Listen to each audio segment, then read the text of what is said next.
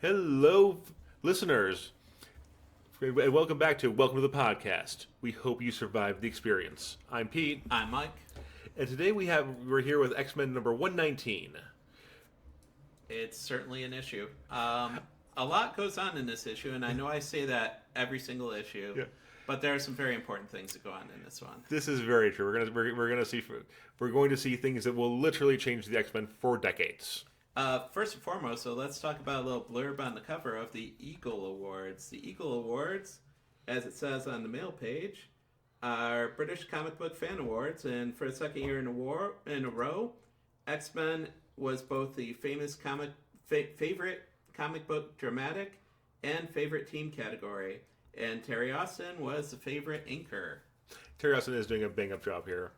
And yeah, I mean, this is a long line of British awards that basically Alan Moore won every year, if I remember correctly. And when X-Men was at its peak, it was winning every year too. Very nice.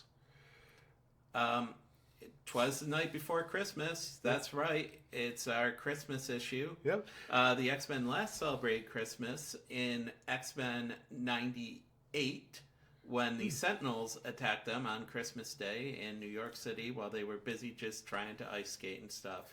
The X-Men throw down with the Sentinels on Christmas on a regular basis, don't they? Yeah, it's like, Like it's an awful Christmas their tradition. version of the Krampus, I guess. So I'm going to be honest with you. I started reading this the other day, and I was more than a bit confused. I was like, did I miss an issue? But no, we are beginning in media res. Yeah, I was going to bring that up too, that we have to get caught up to where we are a couple pages from now, but where we are is Storm flying Nightcrawler over a volcanic island, and it's very dramatic.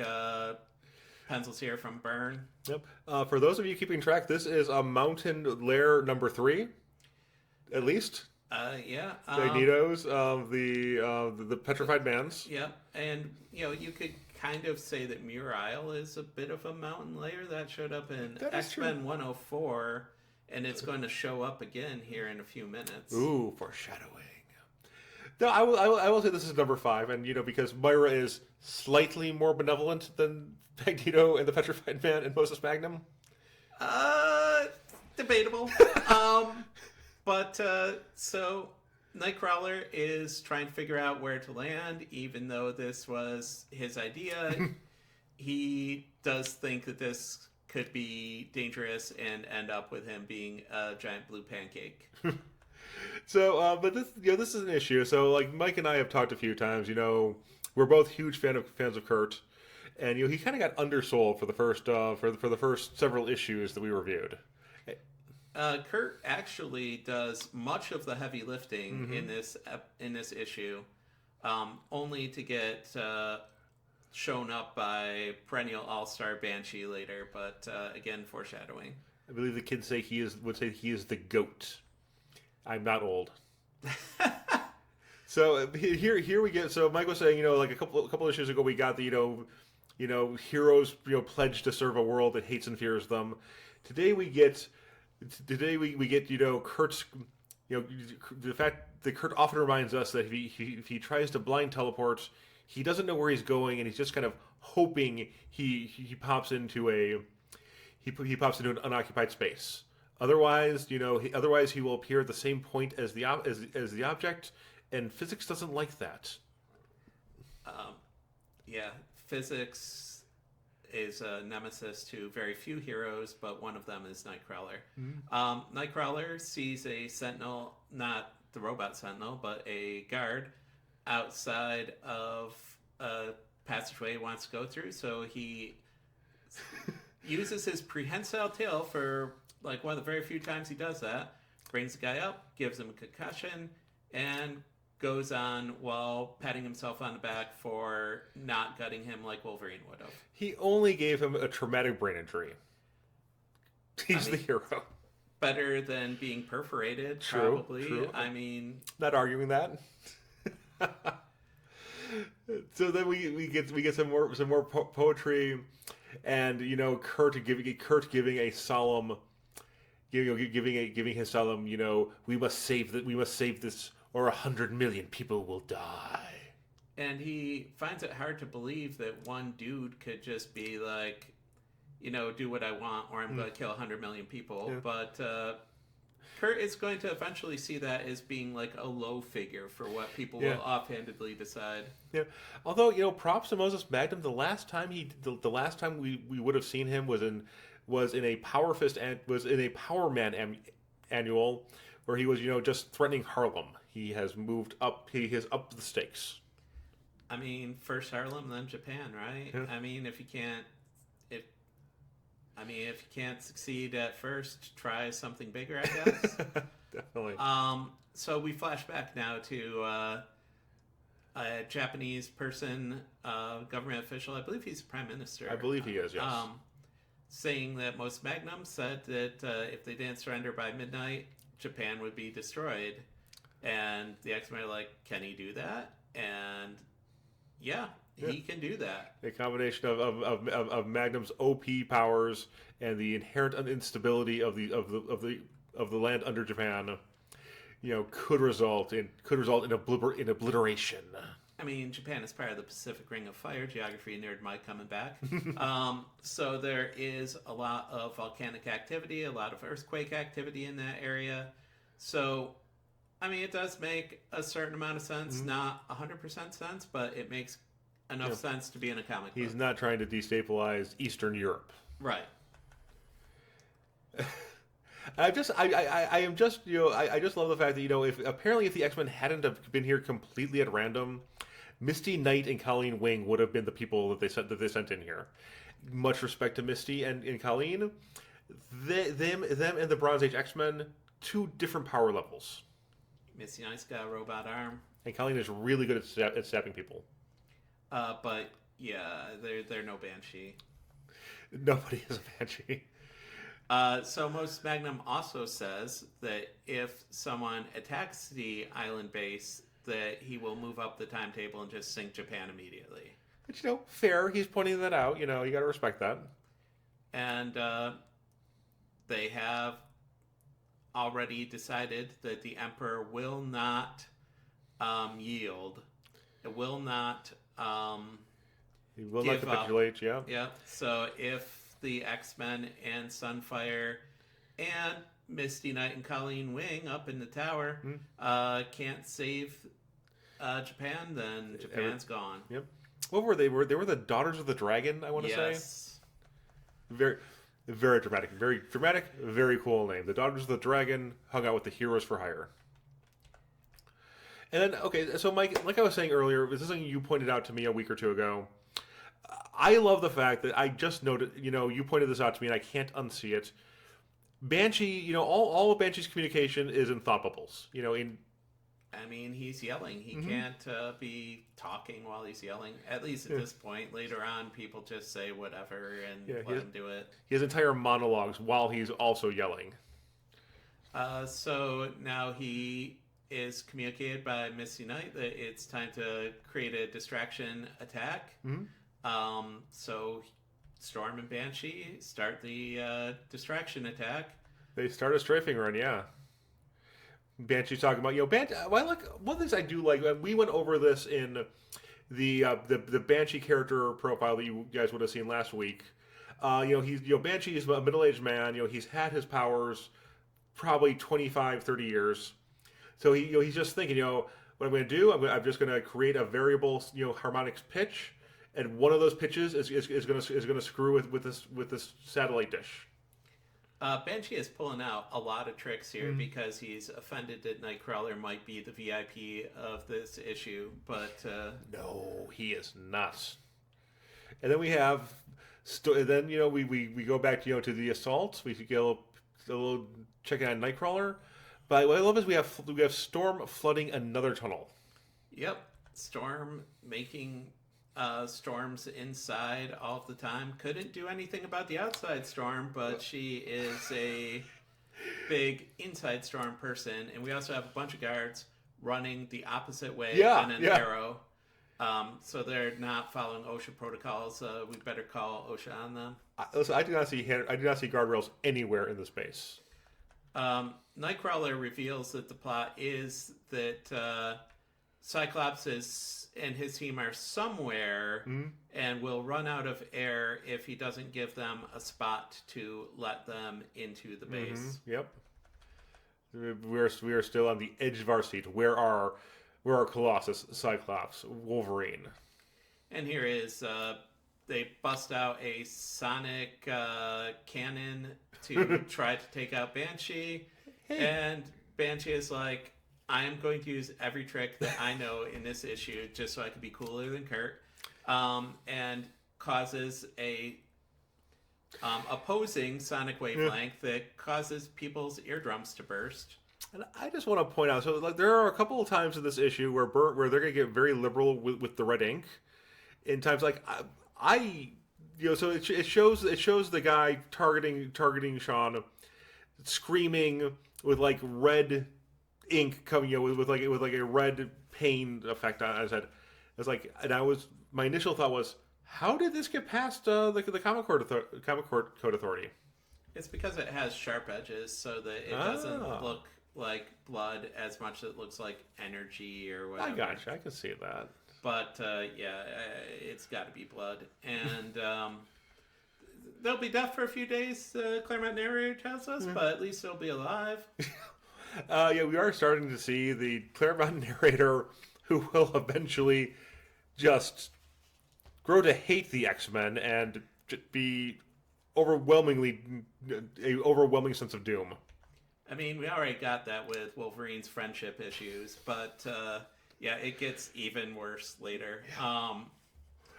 And so now we find out where the rest of the X-Men are. They're tunneling under the sea, with Cyclops and Sunfire paving the way. Mm-hmm. Quite literally. Cyclops is blasting forward, and Sunfire is, I'm assuming, cooking and just stabilizing the walls. Yep. And I like that they all have rebreathers down here with no tanks in sight, so I don't know how much help they're going to be. But I especially like Colossus having one, because I had thought that he could not have to breathe in metal, but apparently he has to breathe. I was under the impression that like his biological processes stopped. He didn't need to eat. He didn't need to sleep. He didn't need to breathe.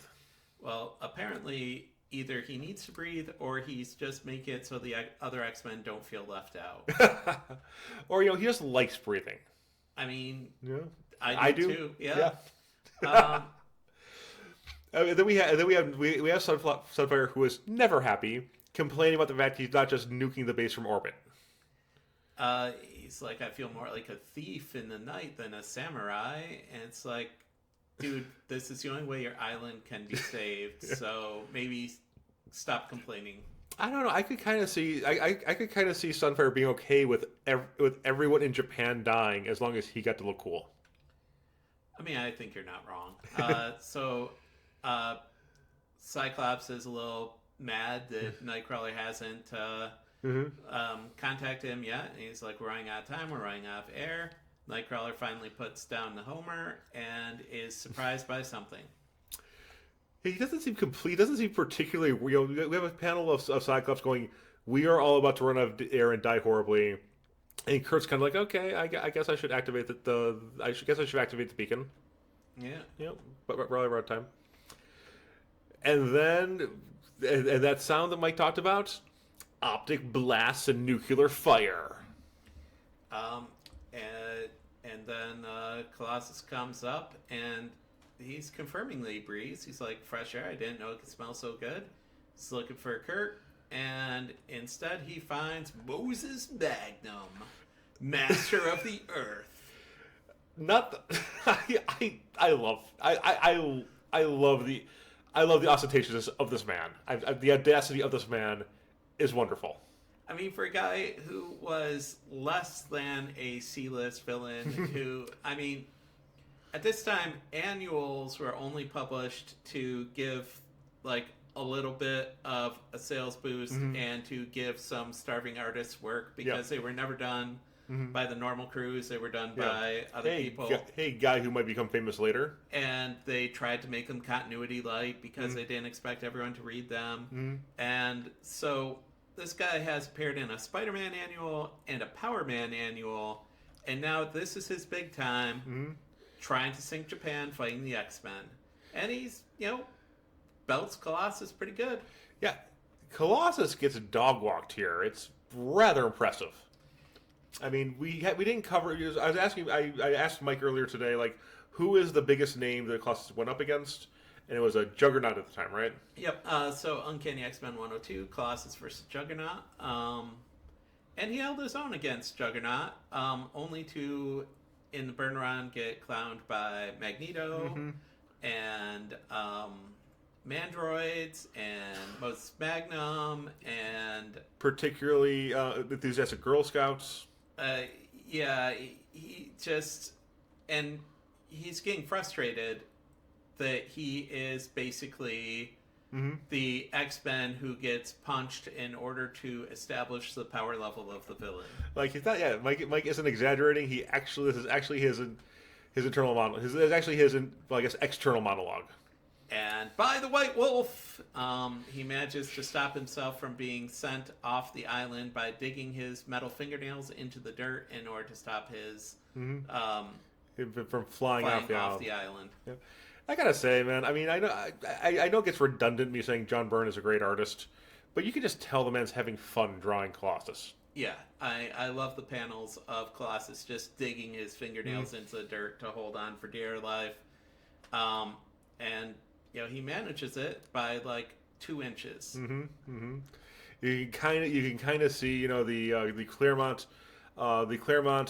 Byrne rivalry that we're going to get into next week. Colossus is digging his hands into the dirt, looking badass, and the dialogue is this is almost more than I can bear, but I won't give in, because Byrne wanted Colossus to be Hulk-like, and Claremont just wanted to be a badass human being. But I mean, it looks so good. It does look so good, and I like especially the final panel of this has Colossus like partly like falling off the edge of the island, and the anatomy and physics of John Byrne in this picture is phenomenal. Especially we see like little bits of dirt falling off of the island and everything. John Byrne, he's pretty good at art. Yep, which would be one of the reasons why we're talking about him for, 11, 12 something issues now? 12 this would be, I believe, our 13th episode. All right, well, cool. Yep. And then like, the dog walking continues. It's just, Moses just gives Wolverine just a vicious backhand. I mean, and again, we have the red coloration here, which makes it look like maybe a lot of blood, but again, the sharp edges, which make it look like special effects. As far as the comics is concerned, this is just a special effect and not Wolverine's face leaving his body. And Cyclops now is like, my God, he decked Wolverine. And I think that Cyclops is actually a little happy right now. He's like, oh man, I'm so glad that I'm here to see that. Wolverine gets back to the face. Yes. I do like the fact that we're building in their rivalry like 50 issues early. Yeah. But it still works. And here is one thing that will never happen again in comics. Sunfire admits he might possibly, in theory, be out of his depth.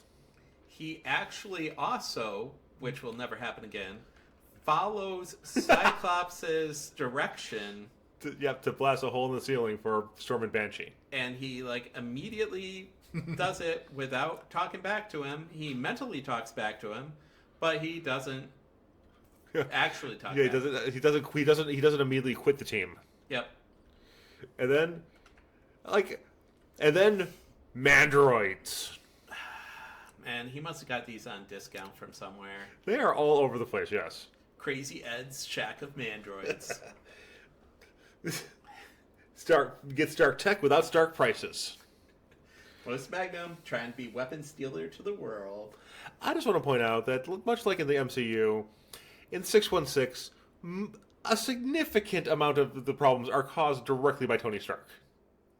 Or indirectly by Tony Stark. And we could say that this is indirectly caused by Tony Stark because Moses Magnum's first plan was, I want to be a better weapons designer than Tony Stark. And then so we have the two Mandroids coming out, and Cyclops is like, yeah, okay, maybe that might have been a mistake, sending Starfire off. And but Cyclops actually gets saved by Colossus coming in to clown the Mandroids. Oh yeah, it is satisfying. And I actually really love Colossus's dialogue here. Send 2 of your metal monsters against the X-Men Madmen, or send 200. Colossus will smash them all. Colossus actually follows through on it and smashes them all. Yes. Easily. It is really nice to see Colossus getting his moment after several issues of getting clowned by multiple different opponents, like we were saying. This time he's picking up one Mandroid while punching the other in the chest. And just tossing them aside, and like, they have no chance in this fight. And Moses Magnum is like, okay, well, you beat my Mandroids. I'm going to go destroy Japan because I said I was going to. You know, I like the fact he seems like an 8-year-old who's like, I said I was going to kick down your sandcastle. If you looked at me weird, it's not my fault. Counterpoint. Yeah. He said that if he was attacked, he would destroy Japan, and he didn't immediately go there because he wanted to punch Wolverine in the face first, which is relatable. He has such a punchable face. It's relatable. Banshee sees Moses Magnum headed off to try to do whatever he's going to do, and he can't follow him quickly enough. He says, I'm getting old. Yep. And then we see, we have a great little chase scene. We get a great action panel of the X-Men watching Sean fly back through the hole in the ceiling, and Moses Magnum running through his base. I told them I told them I was going to blow up Japan. I'm going to blow up Japan. It's time to blow up Japan. And he recounts, the Claremont narrator recounts the events of Power Man Annual #1, and where he apparently tried to laser drill his way to the center of the Earth, again, presumably in Harlem. Seems a bit much. I mean, A for effort. Yeah. And he should have died, but they say here that his weaponry and the laser beam and the earthquake is what gave him the superpowers that he did not previously have. Later, Claremont amends this to say the secret recipe was Apocalypse. Apocalypse did it. That is the cause of a lot of retcons in this era. So here he is, about to blow up Japan with earthquakes that he himself is causing. And so now Sean pulls a power directly out of his asshole. Yes. This is ridiculous. It is ridiculous, and it is horrible, and it is so Claremont, and it is so Banshee. Because at no point you can see Sean's monologue being, no one ever told me I can't do this. So he creates a wall of sound to counter Magnus's earthquake beam with a sonic beam and reflect the earthquake beam back on itself. It's cool. Yeah. But it makes no sense. Yeah. And it does not follow by any science. rules that anybody has played by so far. Well, just remember, Mike, science is a verb. So, anyway, I love the panel of it's great. Magnum and Banshee facing off. That it's actually putting a lot of strain on Sean, more than it is on Magnum, even. He is sweating, his jaw's distended. It is great. Byrne gives a very good look of determination and extra effort here. And then we show a picture of the X-Men reacting to this, and my favorite is Colossus putting one metal figure in each of his metal ears. It is delightful. It is like it looks like it's something out of Peanuts. Colossus just staring at the offense with, like I said, his index finger plugging each ear. Like, everybody else has full hands over their ears, except for Sunfire, who's too cool to act like he's hurt by anything. Cool girls don't feel pain. Um, but Colossus just exactly one finger in each ear. It is precious. I love it. It's just so precious. And then everything blows up, and it blows up directly in Sunfire's face. Mm-hmm. Which, oh, ouch, yeah. Which feels good, in a way, because Sunfire. He's kind of a jerk. Yep. And then we It's a full day before the weather calms enough for search planes to enter the area. Mm-hmm. Yesterday, 100 tiny islands dotted this section of North Pacific. Now there are none. So at some point we do have to break open the atlas of the Marvel universe and see what Japan looks like officially. But they are just But we have Misty Knight, Colleen Wing, and nameless pilots. They look shieldy, but I don't know if they are officially. It's hard to tell. They might be Japanese. The Japanese contingent of S.H.I.E.L.D., yeah. The funny part here is that Misty is like, I really hope they made it because I don't want to have to tell Jean that the X-Men are dead. As we know, Jean thinks they are. Jean thinks they are. So if Misty came to her with that information, she'd be like, yeah, I know he's dead. I'm aware. Thanks for bringing it up. Thanks for going back to 3 months ago. So Sunfire acts as a flare and brings the search plane to the X-Men. And Banshee is clearly not doing well. Yep. Storm is afraid he's burned out his power, and worse. So 10 days later, Sean Cassidy is dropped off at Sunfire's house. And we see that comic books have a shorthand. A full word balloon is is somebody talking, kind of like a word balloon made out of dashes is just somebody whispering. And we see what might be foreshadowing is that Banshee is now talking in the hyphenated word balloon. He's surprised that the X-Men didn't come to get him because they had stayed at the hospital the entire time he was in a coma, which was 3 days. He's in the hospital 10 days, 3 of them in a coma. He almost died. Yeah. And literally his thought process is, I wish the X-Men had come to pick me up. Also, I want to talk to Myra McTaggart's sweet Claremont Scottish accent. He also is thinking that even though he's courted the Reaper, he's destined to die in bed, which he seems to not like as an answer. And now as he's thinking about how much he wants to call Moira McTaggart, he comes in, and the X-Men are celebrating Christmas with a "Welcome Back, Sean, Merry Christmas" poster. Yep.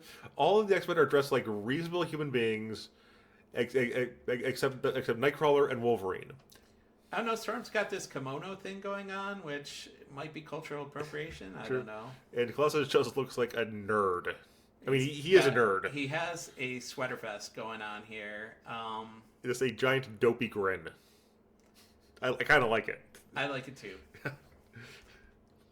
And then they say, hey, welcome home, Banshee, and Merry Christmas. And Banshee forgot it was Christmas because he was busy not dying. It seems like, would it be hard to get a Christmas tree in Japan? Like, you've been to Japan. I'm going to assume, well, first of all, no, there are evergreen trees in Japan. Oh, yeah. But second of all, I have to imagine that this is a prefab tree. Because I don't think that I was not ever in Japan at Christmas time. So I don't know this for a fact, but I'm pretty sure that they don't use live trees there for it. Nah. Something that I'm from the Midwest. There is, if anything, an annoying number of pine trees. So we always had live trees growing up. And then we just get this, and then like we were saying, you have Sean going, oh, I completely forgot about Christmas while I was trying not to die. And he tries to say Happy Christmas to Cyclops, who says, shut up. Yeah. Well, in a polite way. Yeah. But Sean is, he's stuttering in a whisper. So, probably best not to talk. Cyclops offers him some punch while Wolverine sees Mariko wandering off, and he's like, I've got to go pursue this lead. And then like Aurora's just like, you know what? He's not acting like a crazy person for 5 minutes. This is nice. He understands how to interact with people. He just chooses not to. And Aurora decides to kiss Nightcrawler under the mistletoe, which surprises Nightcrawler. Mm-hmm. And then like we're going to be talking about in next week's character profile, you know, Claremont definitely had a thing going between Storm and Colossus. You know, I think it was actually I would be okay with that pairing. I think I'd like it. Yeah. Because I mean, you know, he would be the least jerky person that she's dated. Aurora will have a fine future of dating some of the most arrogant men in all of the Marvel universe, and women. True, including Yukio, Forge, actual literal Dracula, Doctor Doom. Oh yeah, Doctor Doom, Black Panther. Mm-hmm. And or she could be with a nice Russian farm boy. And Colossus misses his family. He's more of a family man than any of the other X-Men, and when you consider it, Storm was orphaned young. Mm-hmm. Nightcrawler, assumedly orphaned. That's a whole thing. Yeah, Cyclops orphaned, but not really, as we find out later. Mm-hmm.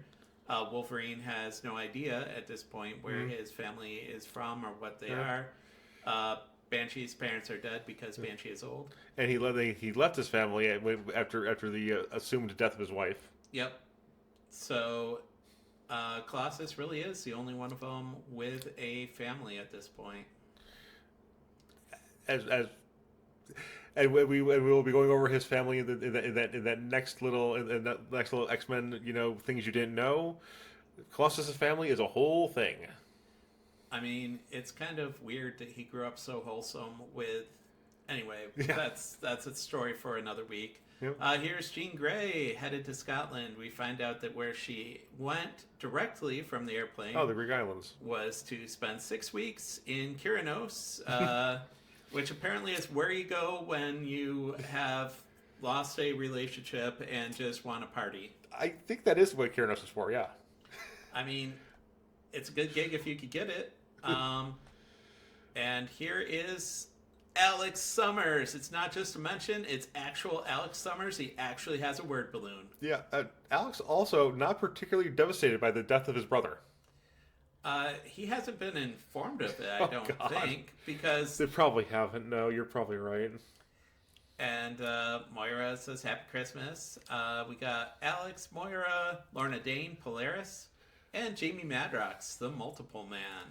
Now this is now that Lorna Dane has superpowers that aren't her original mutation. Which, Mike, if you could point out her original mutation for us one more time. Lorna Dane's original mutation is having green hair, and her adopted parents made her wear a wig because they were so ashamed of the mutant power of green hair. I kind of. Luckily for Lorna Dane, one of the greatest villains of the Marvel Universe, yes, I'm talking about Mesmero, put her through a mutant acceleration machine which gave her the magnetic powers.